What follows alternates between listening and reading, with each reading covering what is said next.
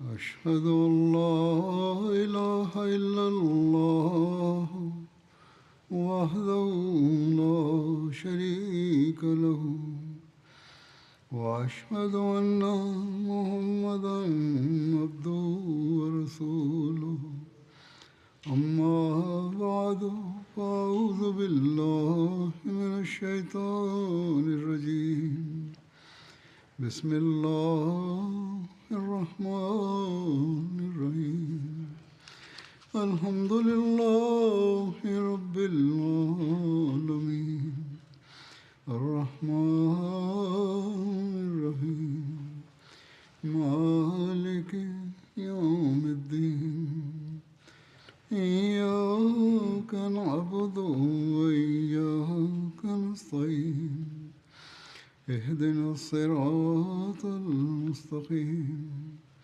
صراط الذين أنعمت عليهم غير المغضوب عليهم ولا الضالين. Reciting the Tashahhud, Ta'awudh and Surah Al-Fatiha. As Khalifatul Masih V, may Allah be his helper, stated, the Battle of Mu'tah was being discussed. Further details in relation to this battle are as follows. When the Holy Prophet, peace and blessings of Allah be upon him, bid farewell to Hazrat Abdullah bin Rawaha, may Allah be pleased with him, he said to the Holy Prophet, peace and blessings of Allah upon him, O Messenger of Allah, instruct me to do something which I should remember as an order from you. The Holy Prophet, peace and blessings of Allah be upon him, said, tomorrow you are going to a place where they do not prostrate much. You should prostrate there in great abundance. This is an extraordinary piece of advice. Nowadays, the same is applicable in the countries we are living in as well. People have forgotten Allah the Almighty. Presently and during this era, Ahmadis should pay great attention towards their worship. Following this, he said, O Messenger of Allah, give me further advice. The Holy Prophet, peace and blessings of Allah be upon him, replied, remember Allah the Almighty. He will be your helper in whichever matter you will seek him to be your helper. The remembrance of Allah is of great importance. When Hazrat Abdullah was about to depart, he turned around and said, O Messenger of Allah, Allah is odd in number and he loves what is odd in number. Upon this, the Holy Prophet, peace and blessings of Allah be upon him, said, O Ibn Rawaha, are you going to keep asking questions? This is sufficient. If you are in a state of despair and have wronged 10 individuals, then do not desist from doing good to even one individual. In other words, even after committing so many wrongdoings, if you perform a good deed for the sake of Allah the Almighty and have the fear of Allah the Almighty in your heart, then Allah the Almighty is most forgiving. Thus, Allah the Almighty forgives those who perform virtuous deeds. His mercy is extremely vast. You should always try your best to perform virtuous deeds and to abstain from evils.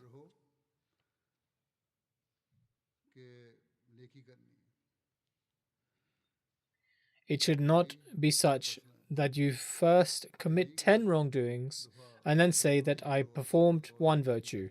On the contrary, an individual who truly repents after committing evils tries to abstain from committing further evil deeds, and he performs virtuous deeds in order to acquire the blessings of Allah the Almighty.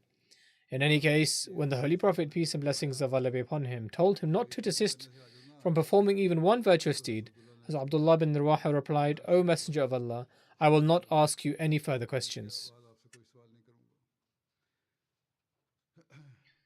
People bade farewell to the leaders appointed by the Holy Prophet, peace and blessings of Allah be upon him. When they bade farewell to Hazrat Abdullah bin Rawaha, he started crying. The companions asked as to what was making him cry. He replied, by Allah, I neither love the world nor you. I heard the Holy Prophet, peace and blessings of Allah be upon him, recite this verse, which mentions the fire.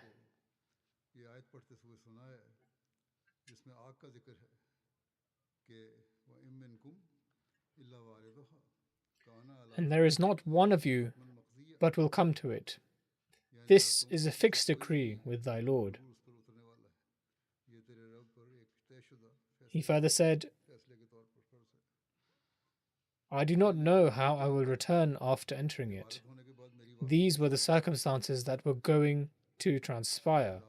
Upon this, the Muslims said, "May Allah be with you, and may He remove it, i.e., the evils, from all of you, and may you return to us in a righteous state." Those who bade them farewell prayed for all of them. He was fearful of this fact. Otherwise, in relation to a believer, Allah the Almighty has said that he will not enter hell. Here the meaning is that due to the suffering caused by the disbelievers, believers experience hell in this world as well. However, the hell after death is far removed from them. Having understood this, the companions said that may Allah the Almighty remove this worldly suffering from you as well, and may you return to us in a righteous state. May the blessings of Allah the Almighty be with you.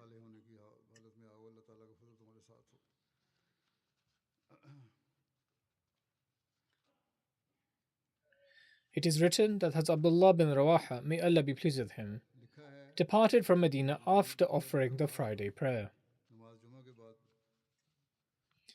Hazrat Ibn Abbas, may Allah be pleased with him, narrates that the Holy Prophet, peace and blessings of Allah be upon him, sent companions on an expedition towards Mu'tah, among whom was Hazrat Abdullah bin Rawaha.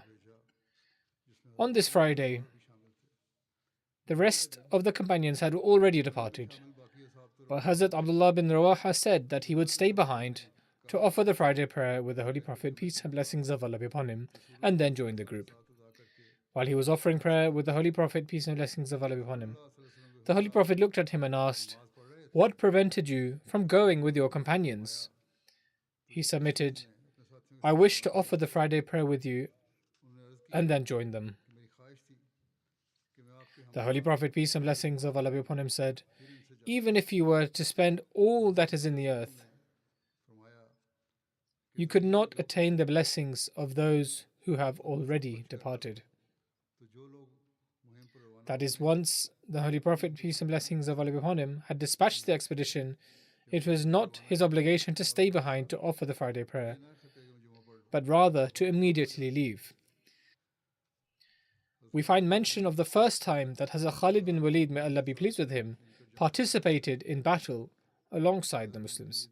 Hazrat Khalid bin Walid, may Allah be pleased with him, was a renowned warrior.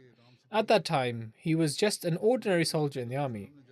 When the Holy Prophet, peace and blessings of Allah be upon him, assembled the expedition, only 3 months had passed since Hazrat Khalid had entered Islam. When the Muslims had advanced a short distance from Medina, news of their movement reached the enemy, and they began preparing for combat. It seemed that the hypocrites of Medina and the Jews spread the news of the gathering of the Muslim army and the advance towards Syria, so that the Christians who were preparing to engage them could make defensive arrangements. Shurahbil bin Amr was the Roman governor of the southern regions of Syria, adjacent to the Arabian Peninsula. He received intelligence from Roman spies in Medina about the Muslim army's march. He sent a man to inform the Romans that the Muslims were marching towards Syria and began gathering an army in southern Syria from among the tribes allied with the Romans. At this time, he also sent his brother along with some men as an advance party to gather information about the Muslim army for him.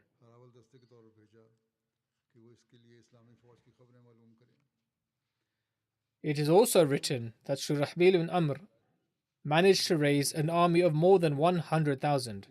When the Muslims reached Wadi al-Qura, Shurahbil sent his brother Sadus with 50 disbelievers to confront them. They fought the Muslims. Sadus's men were defeated and he himself was killed. The Muslims then advanced further and reached the Syrian region of Ma'an, which lies before Mu'tah.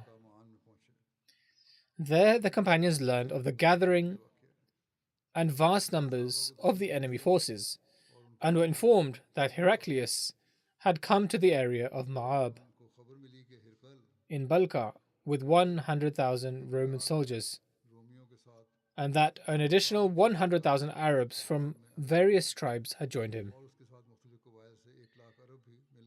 The scholar Zarqani writes that it is possible this force of 100,000 was the same army that Shurahbil had gathered. The Muslims remained in Ma'an for 2 nights, reflecting and deliberating over the situation. Some suggested that they should write to the Holy Prophet, peace and blessings of Allah be upon him, to inform him of everything, so that he could either send reinforcements to help them or to issue a different instruction that they would act upon. As Abdullah bin Rawaha encouraged them to press forward and said, "O my people, I swear by Allah, the very thing you now dislike is what you came out seeking.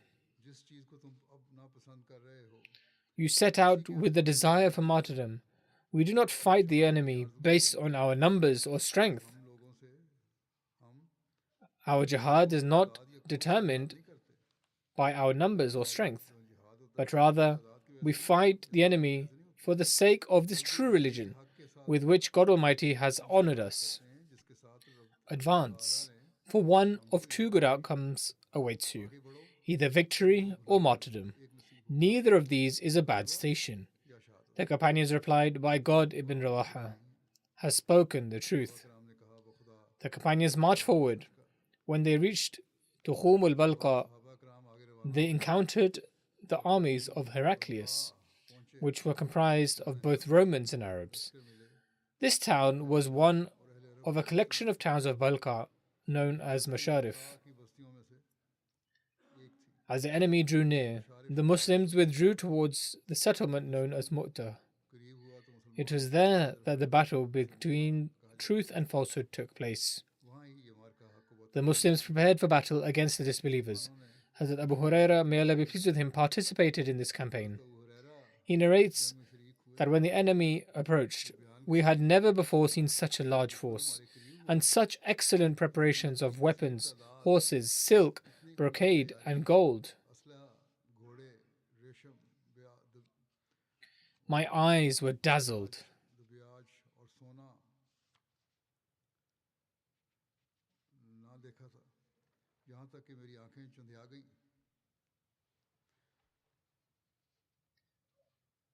Hazrat Thabit bin Arqam said, asking me, "Abu Huraira, do you see a large army?" I replied, "Yes." Thabit said, "You did not take part in the battle of Badr with us. We did not triumph because of numbers." Ibn Ishaq records that the Muslims made preparations against the polytheists, appointing commanders to oversee the right and left wings of their army. Regarding the martyrdom of Hazrat Zayd, it is narrated that fierce fighting broke out. Hazrat Zayd bin Haritha, may Allah be pleased with him, courageously fought with the banner of the Holy Prophet, peace and blessings of Allah be upon him, until he attained martyrdom from enemy spears. Subsequently, Hazrat Ja'far, may Allah be pleased with him, took hold of the Islamic banner and continued the fight. When combat impeded him, he dismounted from his horse, Shakra, severed its legs, and persisted in battle until he was martyred. Hazrat Ja'far was the first Muslim to sever his horse's legs in the path of Allah. A man from the tribe of Banu Murrah bin Auf, who participated in the Battle of Mu'tah, said, "It is as if I can still see Ja'far dismounting from his horse, Shakra, cutting his legs and fighting until he was martyred, all the while reciting,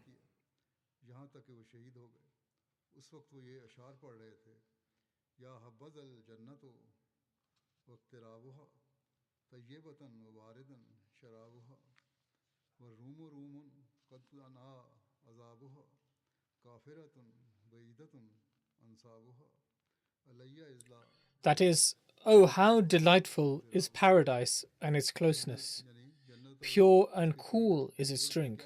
Rome, O Rome, your punishment draws near. Disbelievers whose lineage is distant. It is upon me to strike them when I come upon them.'" In another account, Hazrat Abu Amir, may Allah be pleased with him, narrates that Hazrat Ja'far, may Allah be pleased with him, armed himself with weapons and charged the enemy. Fearing he might become overwhelmed, he discarded his weapons launched himself fiercely against the enemy and fought bravely with his spear until martyrdom claimed him. Ibn Hisham narrates that Hazrat Ja'far bin Abi Talib, may Allah be pleased with him, held the banner in his right hand until it was cut off. He then grasped it with his left hand, which was also severed. He then pressed the banner against his chest with his elbows until he was martyred. At the time, he was 33 years old. In compensation for his arms, Allah the Almighty granted him 2 wings, allowing him to fly freely in paradise. It is also said that a Roman soldier struck him, splitting him in 2. Imam Bukhari and Imam Bayhaqi narrate from Hazrat Abdullah bin Umar, may Allah be pleased with him, who said, I participated in this battle. When we searched for Hazrat Ja'far, we found him among the martyrs. We observed that his body had more than 60 wounds from spears and arrows. Another narration counts 50 wounds from swords and spears, none of which were on his back, all were on his front.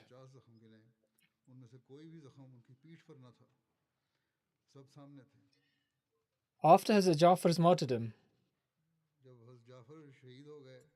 Hazrat Abdullah bin Rawaha, may Allah be pleased with him, took up the Islamic banner. As has been mentioned previously about Hazrat Abdullah bin Rawaha, it is recorded that he advanced on his horse. After Hazrat Ja'far, Hazrat Abdullah bin Rawaha became the commander.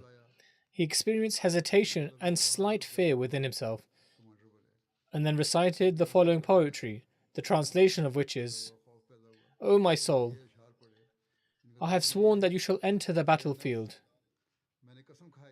whether willingly or by compulsion. What if people assemble, bows drawn? Do I find you reluctant and hesitant towards paradise?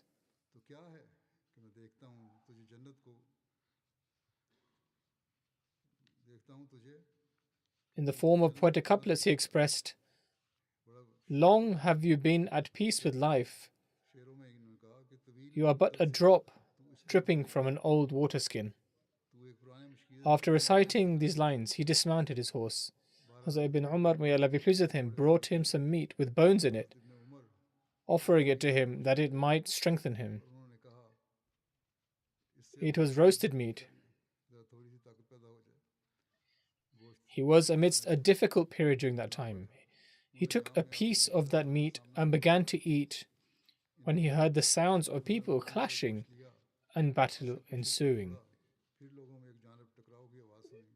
In the midst of the clashing swords, he said to himself, you are still in this world, indulging in food, and he tossed aside the bone, while men fight with swords. Immediately discarding the bone, he grabbed his sword, charged forward, and fought bravely until he was martyred. With this martyrdom, the Islamic banner fell. The Muslims and polytheists were completely mixed with one another, and some people withdrew. At this critical juncture, Hazrat Utbah bin Amir shouted repeatedly, O my people, it is better to fight head first than to turn your backs from battle. In this way, he tried to motivate the Muslims. According to one narration, Hazrat Zayd, Hazrat Ja'far, and Hazrat Abdullah, may Allah be pleased with them, were buried in a single grave. Hazrat Abu Amr narrates that upon Hazrat Abdullah bin Rawaha's martyrdom, the Muslims suffered severe setbacks.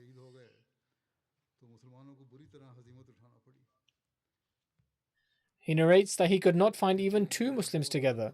They became completely scattered.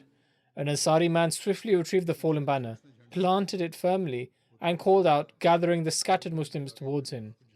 The Muslims regrouped around him once the banner had been retrieved. Once their numbers had grown, they approached Hazrat Khalid bin Walid. Hazrat Khalid initially refused to take the banner, stating the Ansari was more deserving. But the Ansari insisted he had picked it up specifically for him.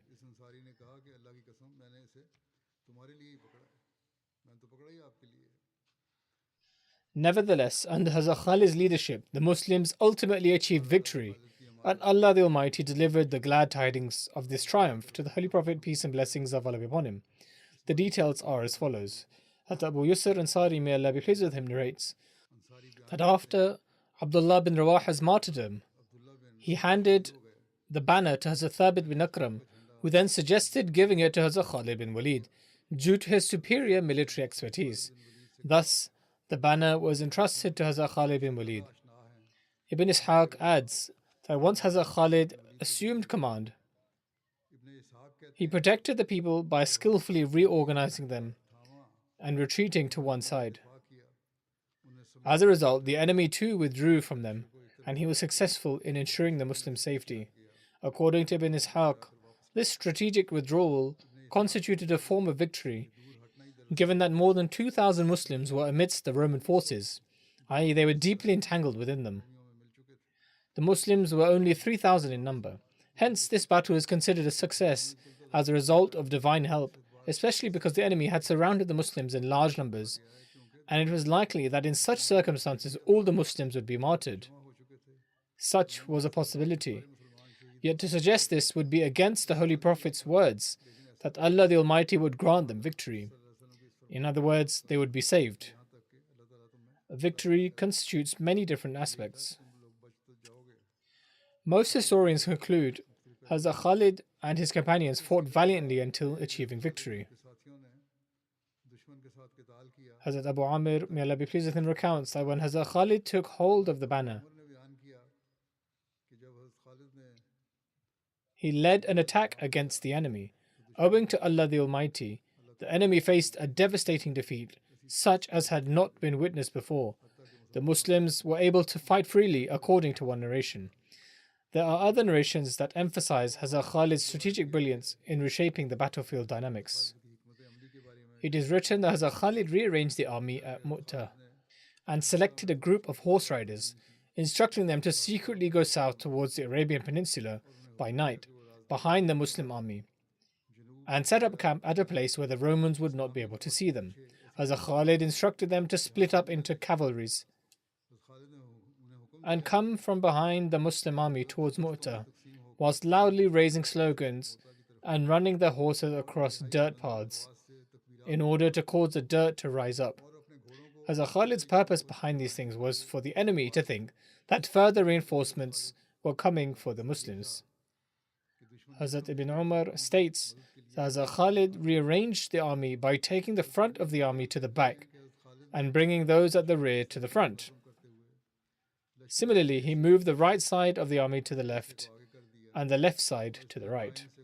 Upon seeing this, the enemy was taken aback. They thought that the Muslims had received help. As they saw different people before them, they were overawed and were defeated.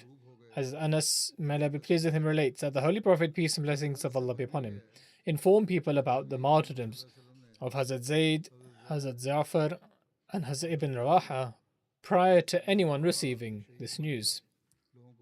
He said, Zayd took the flag and was martyred. Then Ja'far took it and he was also martyred. Then Ibn Rawaha took it and was also martyred. And tears were flowing from his eyes. He said, the flag was then taken up by a sword from among the swords of Allah, and ultimately Allah granted them victory. This is a narration from Bukhari. Hazrat Abu Qatada, may Allah be pleased with him, states that the Holy Prophet, peace and blessings of Allah be upon him, then raised his blessed finger and said, O Allah, this is a sword from among your swords, so help him. From that day, Hazrat Khalid was known as Saifullah, meaning sword of Allah. According to one narration, this battle lasted for 7 days. Hazrat Muslim Ma'ud, may Allah be pleased with him, has also spoken about this. He says, this was the first Islamic army to set out against Christianity. When this army reached the Syrian border, it learned that Caesar had also arrived along with 100,000 Roman soldiers, as well as approximately 100,000 soldiers from the Christian tribes of Arabia. Upon this, the Muslims wished to set up camp along the way and inform the Holy Prophet, peace and blessings of Allah be upon him, so that if he wished, he could send more help or he could inform them of any instructions. When they were consulting, Abdullah bin Rawaha passionately stood up and said, O people, you set out from your homes to be martyred in the way of God. Yet now you're worried about that which you set out to do. He said, we have not engaged in battles on account of our numbers, our strength, or our abundance. We have fought the enemy for the sake of this faith which, by His grace, God Almighty has sent down for us. If the enemy outnumbers us, then so be it. Ultimately, we will certainly have at least one of the two virtues. Either we will be victorious or we will be martyred for the sake of God. Upon hearing this, the people said that Ibn Rawaha was absolutely right, and the command was given to go forth. As they advanced, the Roman army saw them approaching. The Muslims arranged their ranks in Mu'tah, and the battle ensued.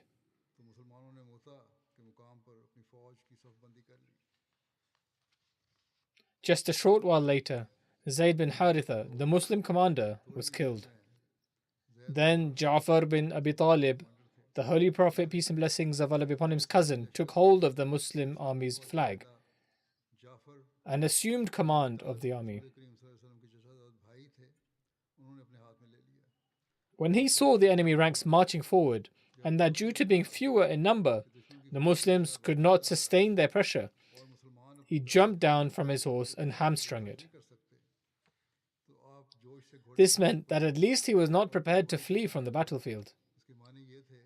He would welcome death rather than fleeing. This was an Arab custom. They would hamstring their horses so that without a rider, the horse would not run about creating havoc among the army ranks. Hence, they would not simply dismount, but would also hamstring them. A short while later, his right hand was cut off. Then he held the flag with his left hand. Then his left hand was also cut off, and so he held the flag against his chest with the stumps of his hands and remained standing on the battlefield until he was martyred. Then, in accordance with the instructions of the Holy Prophet, peace and blessings of Allah be upon him, Abdullah bin Rawaha took hold of the flag, and he too was martyred as he fought the enemy. At the time, there was no opportunity for Muslims to consult each other and appoint a leader, and the Muslims were about to leave the battlefield on account of being outnumbered by the enemy.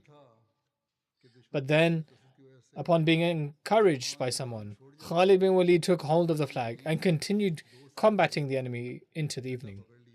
On the second day, Khalid bin Walid set out to face the enemy with his tired and injured army. He wisely moved the front of the army to the back and brought the rear of the army to the front. He moved the right side of the army to the left and the left side to the right.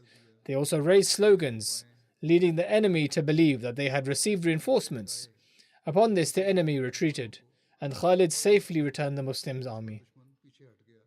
The enemy retreated on their own, and the Muslims did not pursue them. The Muslims were not afraid of them, rather the enemy moved away on their own and left. On the same day, Allah the Almighty informed the Holy Prophet, peace and blessings of Allah be upon him, of this incident by way of revelation. The Holy Prophet, peace and blessings of Allah be upon him, made an announcement for everyone to gather in the mosque. When he ascended to the pulpit, tears were flowing from his eyes. He said, O people, let me inform you about the army that went to battle. The army departed from here and stood against the enemy. As the battle commenced, first Zayd was killed. Hence, you should pray for Zayd. He said, then Ja'far took up the flag and attacked the enemy until he was also martyred. So you should pray for him. Then Abdullah bin Rawaha took up the flag and fought bravely against the enemy, but he too was eventually martyred. Hence you should also pray for him. Then Khalid bin Walid took up the flag. I had not appointed him as a commander, but he appointed himself as the commander. However, he is a sword from among the swords of God Almighty. A detailed account has been mentioned of how this happened, initiated by the suggestion of a friend. With the help of Allah the Almighty, he safely led the Muslim army back. Due to the speech delivered on this occasion, the name of Khalid became renowned among the Muslims as Saifullah, i.e. the sword of Allah. As Khalid had embraced Islam at a relatively later stage, some companions, albeit in jest or during moments of disagreement, would taunt him. On one such occasion, a disagreement arose between Hazrat Khalid and Hazrat Abdul Rahman bin Auf. The latter brought this matter to the attention of the Holy Prophet, peace and blessings of Allah be upon him, and the Holy Prophet stated, Khalid, why do you cause grief to this person who has been serving the cause of Islam since the days of Badr? Even if you were to spend gold equivalent to Mount Uhud, you could not attain the reward that he has received from Allah. At this, Khalid said, O Messenger of Allah, they taunt me, and it is then that I respond in this manner. The Holy Prophet, peace and blessings of Allah be upon him, then said, Do not trouble Khalid. He consoled him as well. Verily, he is one of the swords from among the swords of Allah, which he has drawn in order to destroy the disbelievers. This prophecy also filled word for word within a few years. When Khalid returned with his army, some of the companions in Medina who had not accompanied the expedition began to refer to the returning army as deserters, implying that they ought to have fought until the last breath rather than returning. However, the Holy Prophet, peace and blessings of Allah upon him, stated, They are not deserters, rather they are warriors who repeatedly return to attack the enemy. In this manner, the Holy Prophet, peace and blessings of Allah upon him, also prophesied the forthcoming battles in the region of Syria, wherein Khalid would go on to display extraordinary military prowess. On one occasion, while addressing the subject of the reverence and honor afforded to the flag of a people, Hazrat Muslim Maud, may Allah be pleased with him, stated, Nations hold their flags in the highest esteem. At times they undertake immense sacrifices to seize the flag of the enemy, and similarly they make great sacrifices to protect their own. This is not considered shirk, associating partners with God. In fact, just as one would deem it disrespectful for a son to sit above his father, this is because in symbolic terms it is showing dishonor to the father. Likewise, in the symbolic language of nations, the capture of a flag signifies the trampling of a nation's honor and dignity. Therefore, nations are willing to lay down their lives rather than allow their banner to fall into enemy hands. Accordingly, in Khudam al-Ahmadiyya, a system has been established whereby Khudam are appointed to ensure the safety and sanctity of the Liwa Ahmadiyyat, i.e. the flag of Ahmadiyyat. Hazrat Muslim Maud, may Allah be pleased with him, writes, When the honor of a flag is established within the hearts of a nation's people, they are unhesitatingly prepared to sacrifice their lives for its protection. Because at that point, the matter is not merely of a small piece of cloth or wood, but of the very honor of the nation, which is symbolized before them in the shape of a flag. He further states, I have on many occasions explained that even among the companions of the Holy Prophet, peace and blessings of Allah be upon him, we find such examples. In one battle, a Muslim commander held the Islamic flag. In those days, the flags were very simple, a piece of black cloth tied to an ordinary stick. Yet whether it was that simple black cloth or a simple piece of wood, the matter at hand was in fact the honor of the nation. At that time, the material wealth of the flag was not brought into consideration. Rather, the honor of the nation was in protecting its flag.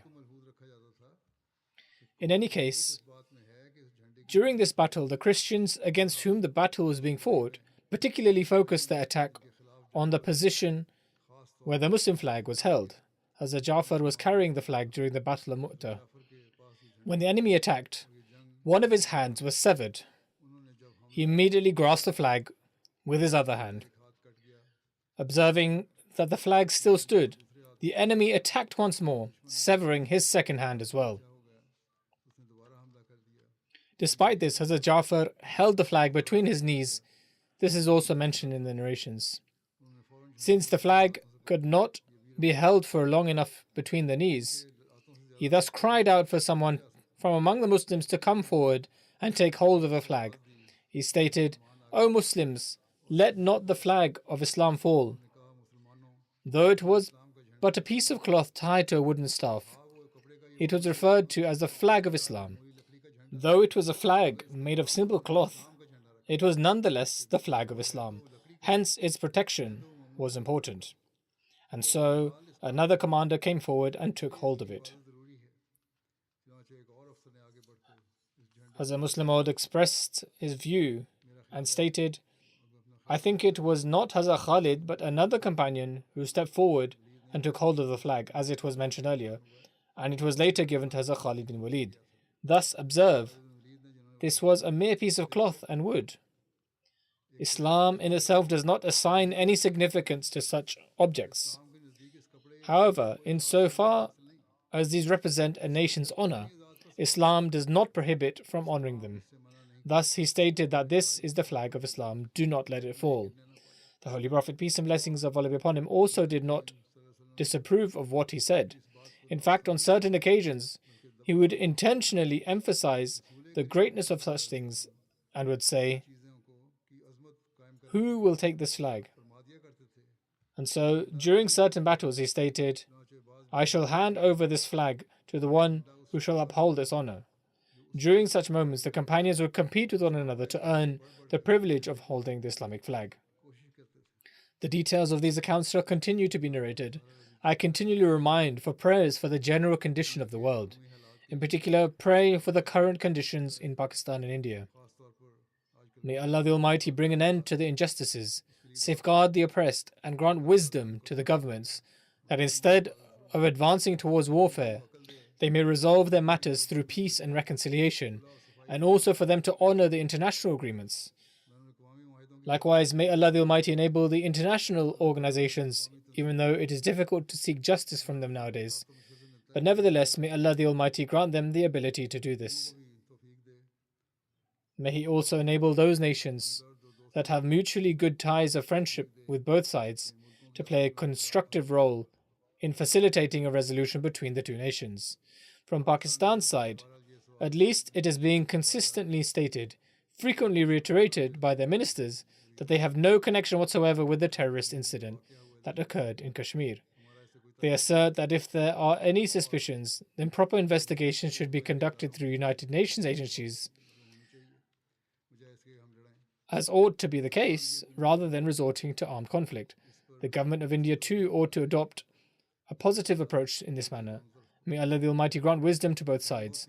For when war breaks out, it results in loss on both sides. It is not only soldiers who die, but innocent civilians and the oppressed also become needless victims of such devastations. This is precisely what we are witnessing in today's wars. In any case, pray for all those who are being oppressed around the world.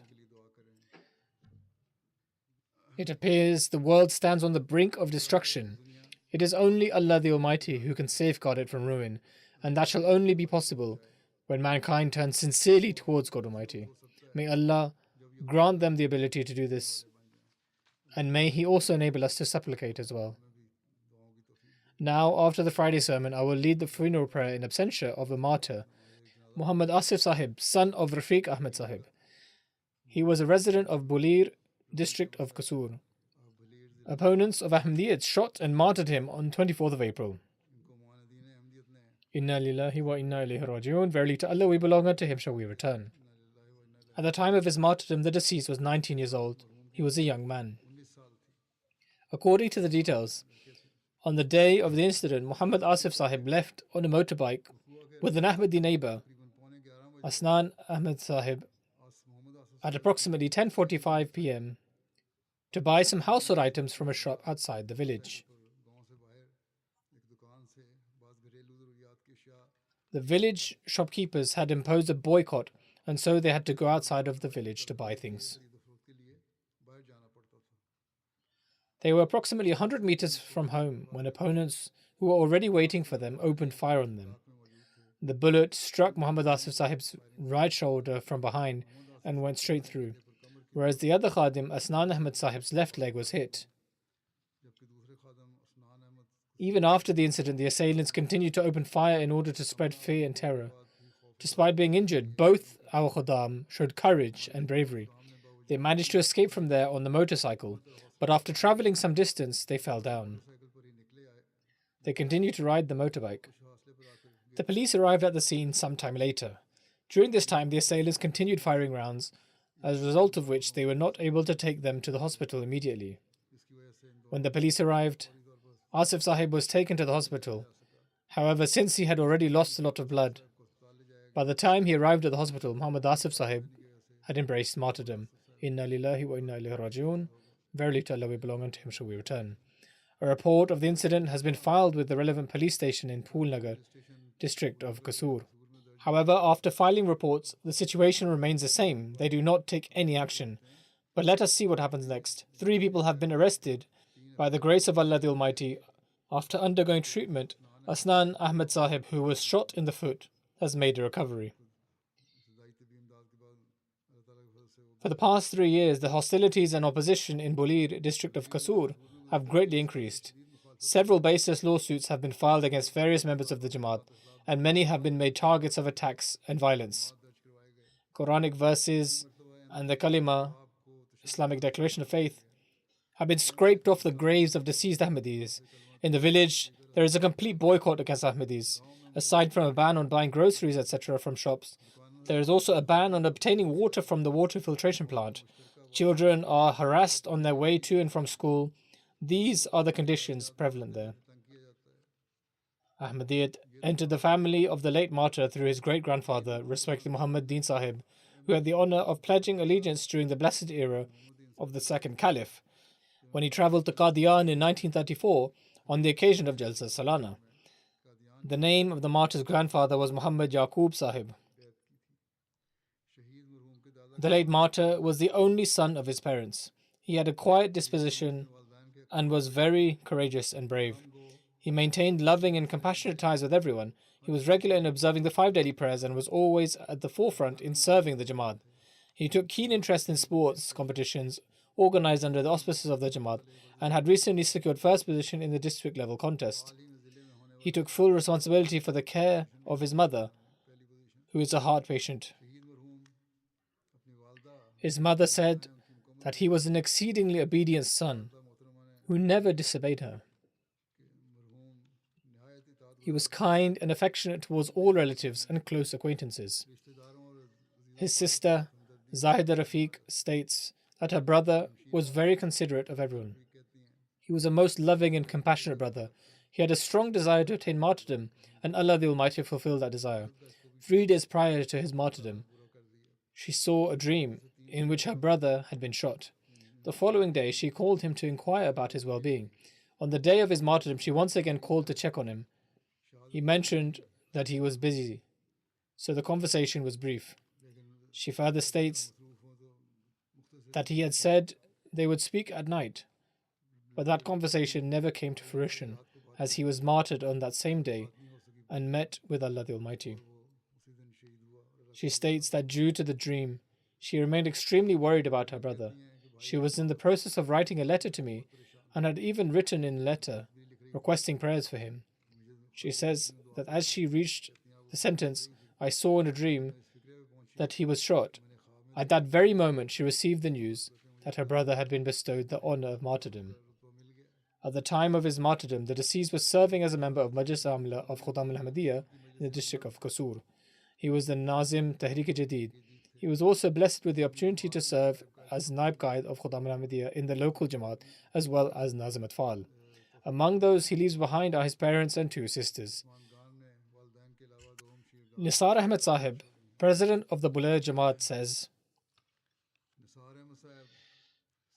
the late martyr possessed outstanding qualities and was a person of excellent character. I found him to be a dignified, soft-natured servant of the Jamaat, deeply devoted and obedient to Khilafat. He was regular in his prayers and financial contributions, and exemplary in Waqar Amal, service to humanity, and security duties. Indeed, he excelled in every field and participated actively in Jamaat work. He dutifully served his parents and cared for them in every possible way.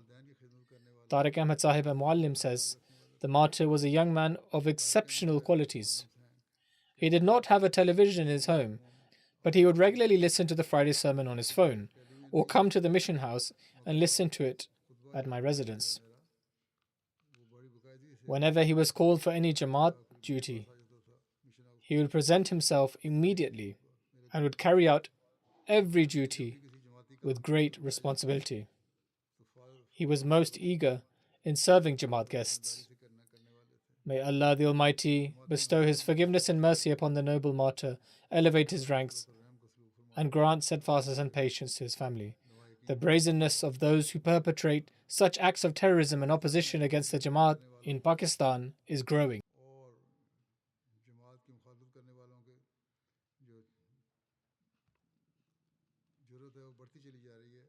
अल्लाह ताला जल्द इनकी पकड़ के संभाल करे.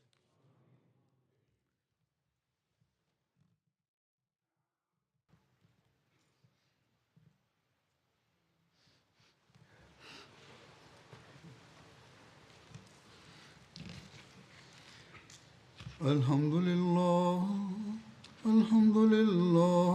نحمده ونستعينه ونستغفره ونؤمن به ونتوكل عليه ونعوذ بالله من شرور أنفسنا ومن سيئات أعمالنا من يهده الله فلا مضل له ومن يضلل فلا هادي له ونشهد أن لا إله إلا الله ونشهد أن محمدا عبده ورسوله عباد الله رحمكم الله إن الله يأمر بالعدل والإحسان وإيتاء ذي القربى وينهى عن الفحشاء والمنكر والبغي